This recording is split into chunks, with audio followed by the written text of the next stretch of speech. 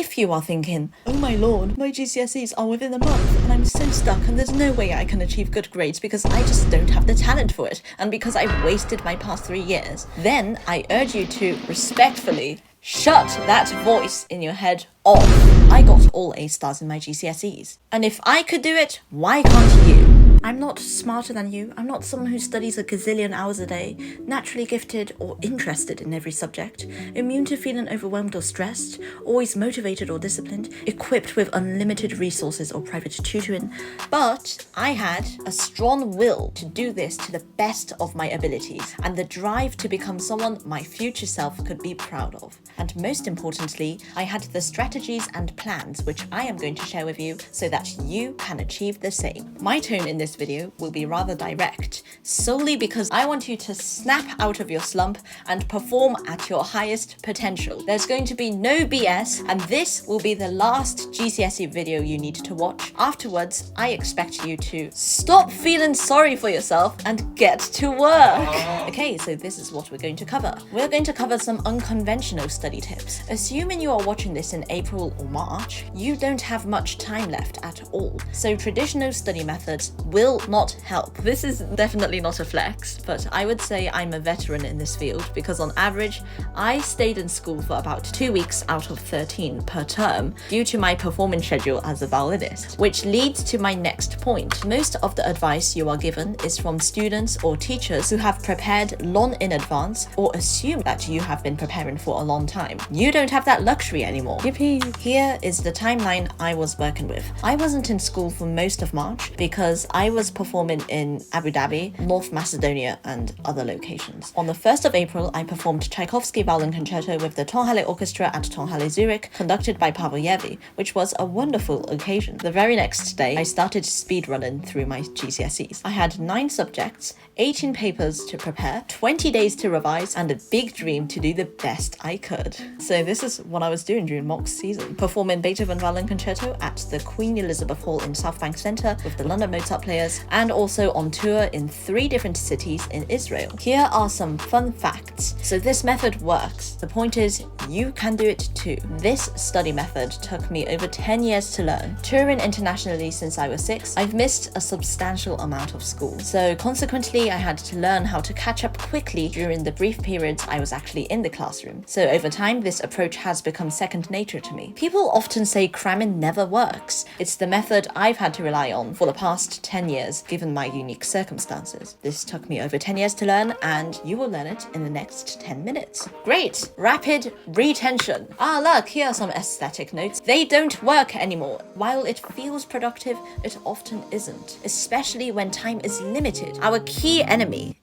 is time. What you want to be spending your time on are these. These study methods employ something called active recall. The best way to study for your GCSEs is using past papers. I went through around hundreds and hundreds of these, and they helped so much. But of course, it depends on the subject, but we will get into that very soon. And the other best way to study is by predictions. So important. I'll show you some examples. This is how I predicted English language and was correct. To do that, I looked through all the extracts that had been featured in the past, compiled them and analysed them to see which ones came up the least and how long ago they appeared last. And I got it correct. Yippee! This is how I predicted English literature and was correct. Our exams were closed book, so we were not allowed to use the play directly for reference and quotes during exams. Instead, all quotes had to be memorized. Based on my analysis, I predicted that the most likely essay question would focus on the character Klestakov. And guess what? I was right.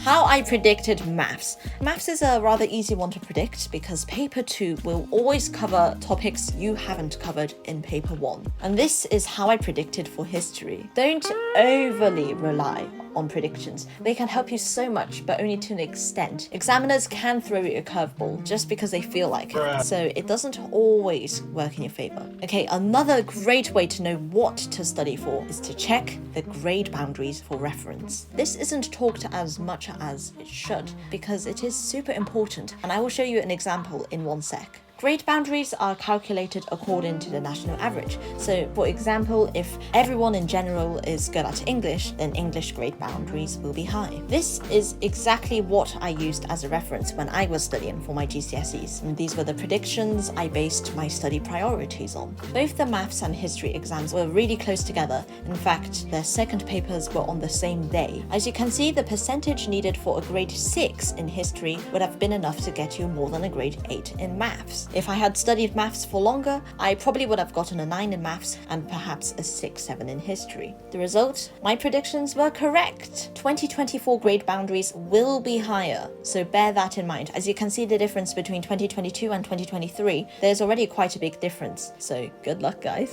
Now let's talk about how to maximize focus. First of all, your study environment. In this video, I won't go into the details of curating the optimal study environment, but the main point is that everything surrounding me was related to studying. I created this focused environment because I wanted to dedicate as much time as possible to studying without distractions. I often find myself doom scrolling, which quickly turns minutes into hours of unproductivity. To avoid this, I decided to quit social media throughout my study period to eliminate any potential regrets about wasted time. I also set up some rewards for myself for when exam season was over, so I had motivation to keep pushing. My last exam was on the 7th of June, and on the 8th of June, I went to London to watch Wellbeing. I'm a big fan of Wellbeing. And my last exam finished before 4 o'clock, and at 5 o'clock I was already watching this C drama. There was so much hype for it, and I was really looking forward to watching it. I mean, they don't have to be really deep, just,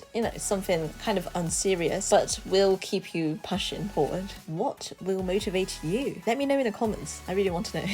Right, so here are some productive activities to do during your breaks instead of doom scrolling. This is a mandatory meme break. I found these on my phone's camera roll. They're not even that funny, but when you're working under this kind of intense concentration, sometimes just unfunny things are needed to relax your mind. I chatted a lot with friends. We shared a lot of information with each other regarding exams and also other things. And when you're working on something, 2 heads are always better than 1. Basically, try to make everything in your life about studying. I do want to note that this made me extremely burnt out afterwards. If you've watched some of my other videos, I really emphasize the importance of balance, because maintaining balance is crucial for sustaining any effort in any passion or any endeavor for the long term. When it came to my GCSEs, I didn't have the luxury of balance, so I made the choice to do this. If you're also in a crunch, trying to elevate your grades to all A stars in a short time, I suggest fully immersing yourself in your studies for these few weeks. Just a few weeks. Push hard now and then enjoy a well-deserved break this summer. Take the entire summer off, because opportunities like this don't come around twice. Yeah, I would never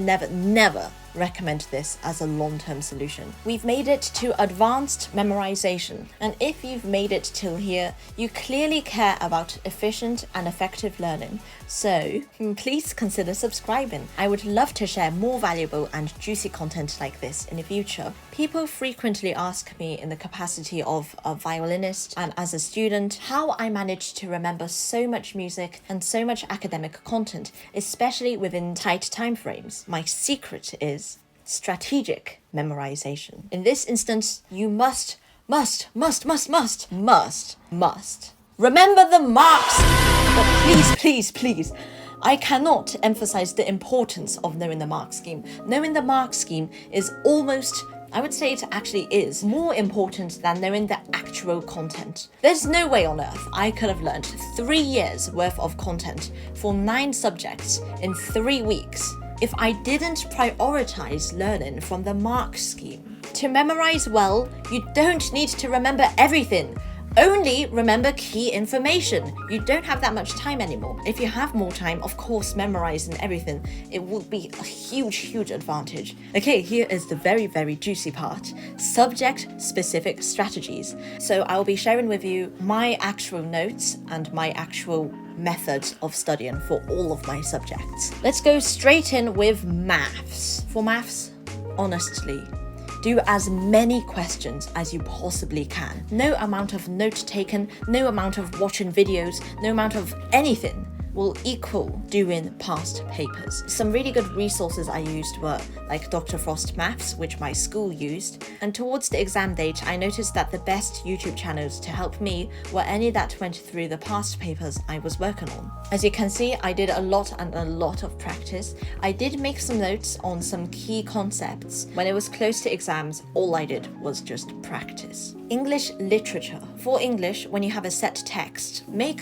a table or just make some notes of all possible quotes to analyze. The best way to get good marks is to always analyze beyond surface level. If you just talk about surface level, you will get a 4 or a 5 max. That's like a B or a C. What I really suggest is writing a lot, but try to write a lot that is meaningful. If you just waffle on too much, the examiner will get bored. You need to have that good balance. Don't use the entire quote, only take 1 or 2 words from the quote and analyze those words in depth. I compiled a 50-page document, basically of any possible combination, and similar applies for unseen poetry. Read a lot of poems, analyze a lot of poems. You don't need to do it under exam conditions. Go to the toilet before your exams. I'm speaking from experience. That was such an awful exam that afterwards I cried. So for English language, I made a 31-page document on all types of questions that would be asked. Okay, we're gonna dive into sciences. Now, biology has the harshest mark scheme, as in it's looking for really specific key scientific words. Remember experiments and key diagrams. Once again, I made a 12-page master document solely for question combinations and corresponding mark schemes. Mostly just do a lot of question practice. Chemistry! I definitely got the highest mark on my chemistry exam. Once you look through enough mark schemes, you will notice that all the questions you will be asked are just variations of the same mark scheme. Learn the mark scheme. What are you doing? Otherwise, you're just wasting your time. I didn't learn anything outside of what was explicitly stated in the exam spec, which is a mistake I see many people do. Physics! Now, physics exams are always the last exams out of all the sciences. So by the time you do them, you're going to be so tired. Your best friends for sciences in general are the CGP textbooks and online resources like Save My Exams if you need some more detailed explanations. I only made notes if I really needed to remember something. Moving on to modern foreign languages. French. Just because you know the word doesn't mean you will get the mark. This really applies to your writing exam and also orals to some extent. Always include structures, opinions, connectives, adjectives, adverbs, verbs, different tenses, and flair. Examiners love seeing that. If you do that, you will automatically get towards an 8-9 mark. I put every single French word that I needed to know in an Excel spreadsheet and then checked a couple of times to see if I could remember them. German! So more advice applies to all modern foreign languages. For orals, make notes of all possible questions that can be asked. I think it was around 150, which is not so much if you prepare really well in advance. A lot of what you can say can be interchangeable. For listening, focus and determine keywords being said. A lot of it is just filler. For reading, use flashcards or, like what I did, Excel spreadsheets. For writing, sentence structure is super important. Grammar is quite important. You will get a lot of marks if you have good grammar. I learned the exact same phrases and the exact same structures at the same time.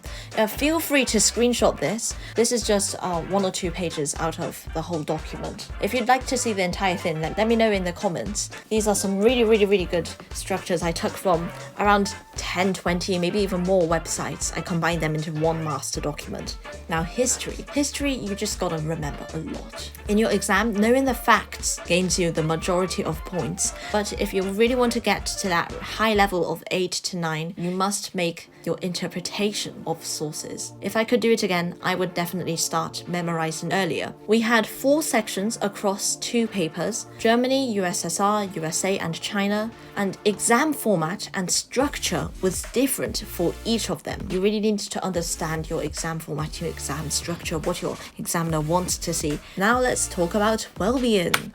You can make a journal. I usually don't use a spreadsheet as my journal, but I only wanted to make some very quick, short notes just to check in on myself to see how I was.